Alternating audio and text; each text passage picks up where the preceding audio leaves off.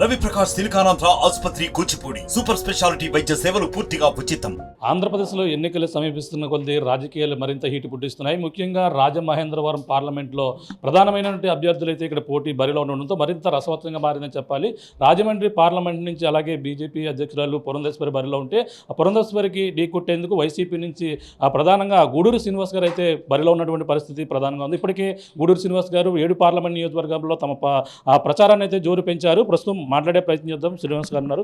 Sir చెప్పండి, రాజమండ్రి 7 నియోజకవర్గ పరిధిలో పార్లమెంట్ పరిధిలో మీరు ఏ విధంగా మీ ప్రచార శైలి ఏ విధంగా ఉంది సార్? మా నియోజకవర్గంలో ఉన్న 7 ఎమ్మెల్యేతో మంచి కోఆర్డినేటెడ్గా వెళ్తున్నాం, ప్రచారం చేస్తున్నాం. 7 నియోజకవర్గాల్లో కూడా ఆల్మోస్ట్ 90% ప్రచారం పూర్తి అయిపోయింది. ఇంకా రిమైనింగ్ పాకెట్స్ని కూడా టచ్ చేస్తున్నాం. మా పార్టీ బలంగా ఉంది. 7 సెగ్మెంట్లకి 7 కూడా నెగ్గుతామని చెప్పి దృఢ విశ్వాసం ఉంది మాకు. ఎందుకంటే అన్ని చోట్ల కూడా ఎక్కడికి వెళ్ళినా కూడా జగన్మోహన్ రెడ్డి గారు చేస్తున్న సంక్షేమం అభివృద్ధి పట్ల, విద్యా వైద్యానికి ఆయన ఇస్తున్న ప్రాముఖ్యతని ప్రజలంతా కూడా జేజేలు పలుకుతున్నారు.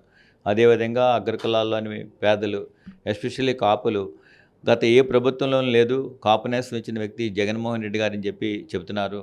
వాళ్ళంతా కూడా ప్రజలంతా కూడా మా వెంటున్నారు. మా విజయం తథ్యం అని చెప్పి నేను ప్రగాఢంగా నమ్ముతున్నాను. ప్రధానంగా చూసుకుంటే బీజేపీ అధ్యక్షులు ఎవరైతే ఉమ్మడి అభ్యర్థిగా పురంధేశ్వరి అయితే బరిలో ఉన్నారు.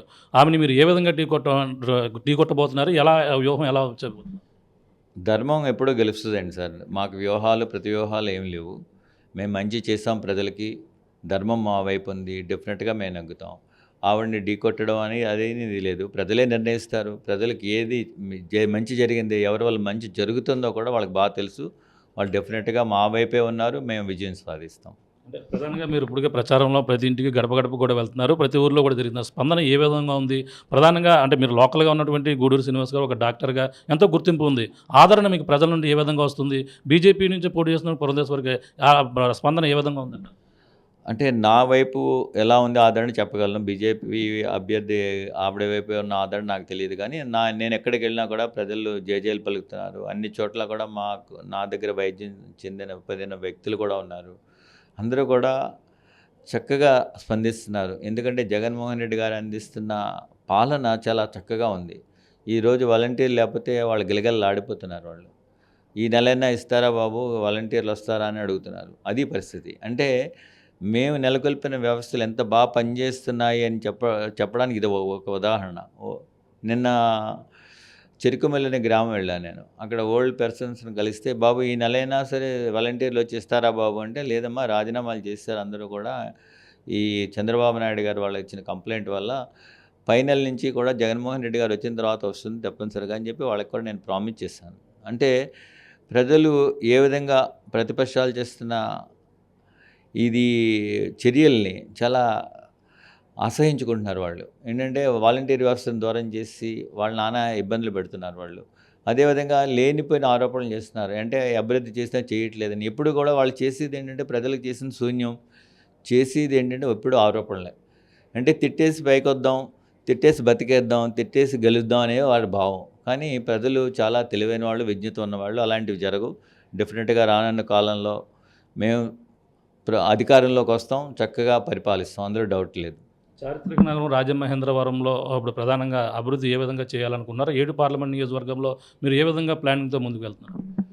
ఇందాక ప్రెస్ మీట్లో చెప్పాను సార్. నేనంటే రాజమండ్రిలో ఫస్ట్ టాప్ ప్రయారిటీ మంచినీరు, శుద్ధమైన మంచినీరు, గోదావరి వాటర్స్ ప్రతి గ్రామానికి వెళ్ళాలి 7 సెగ్మెంట్స్లో. అది నా ఫస్ట్ ప్రయారిటీ. 2 రోడ్లు, డ్రైన్స్ ఇప్పటివరకు చాలా వరకు వేసాం. 60 to 70% అయింది. మిగతా రిమైనింగ్ కంప్లీట్ చేయాలి. రాజమండ్రిని ఐటీ హబ్గా చేయాలి. మెడికల్ టూరిజం పెంచాలి. అలాగే టెంపుల్ టూరిజం, హిస్టారికల్ సిటీ కాబట్టి temple tourism in and around Rajahmundry, temple tourism and మామూలుగా టూరిజం కూడా రెగ్యులర్గా పెంచాలనేది నా ఆలోచన.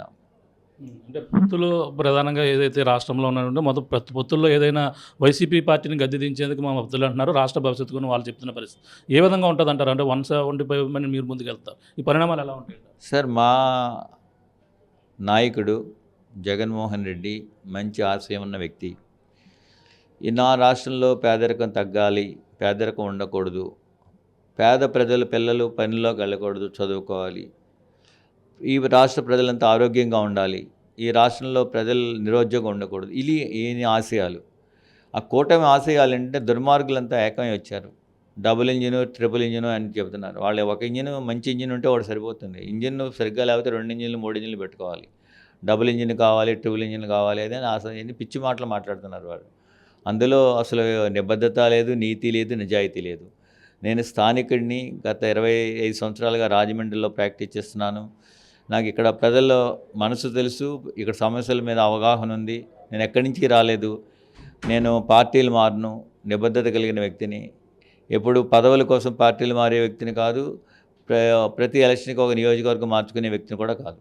అంటే ప్రధానంగా రాజమండ్రిలో పార్లమెంట్ పరిధిలో చేసిన ఎంపీలు ప్రతి ఒక్కరు కూడా కేవలం రాజమహేంద్రం మీద దృష్టి పెట్టి 7 నియోజకవర్గాలు మిగిలిన 6 నియోజకవర్గాలు వదిలేస్తున్నారని ఒక అపోహ ఉంది. దాన్ని మీరు ఏ విధంగా తుడిచివేస్తారో, ఏ విధంగా మీరు ముందుకెళ్తారు? అంటే మీరు చెప్పిన దాంట్లో నా ఆన్సర్ ఉంది, కేవలం అపోహే, అందులో డౌట్ లేదు.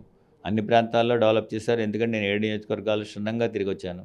రాజమండ్రి మీద కొంత ఫోకస్ పెట్టారు, ఎందుకంటే ఇది మంచి సిటీ, ఈస్ట్ అండ్ వెస్ట్ గోదావరిలో ఉన్న బెస్ట్ సిటీ. దీన్ని డెఫినెట్గా దీని మీద కొంత కాన్సన్ట్రేషన్ ఎక్కువ ఉండాలి. ఆ విధంగానే కాన్సన్ట్రేషన్ పెట్టాం. అంతకుమించి మిగతా ఈ నెగ్లెక్ట్ చేసినట్టు కాదు. రాజమండ్రిని డెవలప్ చేయాలి, ఎందుకంటే గోదావరి జిల్లాలో ప్రధానమైన నగరం ఇది. డెఫినెట్గా దీన్ని మంచిగా చేయాల్సిన బాధ్యత మా పేద చేసాం. ఓకే, మీరు ఇప్పుడు నామినేషన్ వేయబోతున్నారు. మీరు ఈ యొక్క ఎన్నికల్లో 2024 ప్రధాన ఎన్నికల్లో నామినేషన్ ఘట్టం ఏ విధంగా ఉండబోతుందంటారు? నామినేషన్ సింపుల్గా ఉంటుంది సార్. రేపు అంటే 22వ తారీఖున సోమవారం ఉదయం 10:47 వేస్తున్నాను సార్ నామినేషన్. అంటే హడావడి ఉండదు, సింపుల్గా వెళ్ళి వేసేస్తాం. చూస్తున్నాం, ఇది పరిస్థితి. ఏదేమైనా రాజమహేంద్రవరం పార్లమెంట్ పరిధి ఏదైతే ఉందో, ఎవరు ఎన్ని ఆటంకాలు క్రియేట్ చేసి ఎంతమంది వచ్చినా సరే, ఇక్కడ లోకల్ అభ్యర్థి కాబట్టి ఎంతో చారిత్రక నగరం అనేటువంటి రాజమహేంద్రవరాన్ని పార్లమెంటరీ అభ్యర్థిగా 7 నియోజకవర్గ పరిధిలో ఉన్నటువంటి ప్రతి సమస్య పైన కూడా దృష్టి పెడతాను. ఏది ఏమైనా అభివృద్ధి దిశగా కృషి చేసేందుకు నా కృషి చేస్తానని ప్రధానంగా రాజమండ్రి పార్లమెంటరీ అభ్యర్థి ఎవరైతే ఉన్నారో గూడూరు శ్రీనివాస్ గారు చెప్తున్న పరిస్థితి ప్రధానంగా ఉందని చెప్పాలి. ఇది కూడా ఉన్న తాజా పరిస్థితి. బాలుతో ప్రకాష్, RTV రాజమండ్రి నుంచి. మరిన్ని వీడియోస్ కోసం ఛానల్ ని సబ్స్క్రైబ్ చేయండి. లేటెస్ట్ అప్డేట్స్ కోసం వాట్సాప్ ఛానల్ ని ఫాలో చేయండి. అండ్ లింక్ డిస్క్రిప్షన్ లో ఉంది.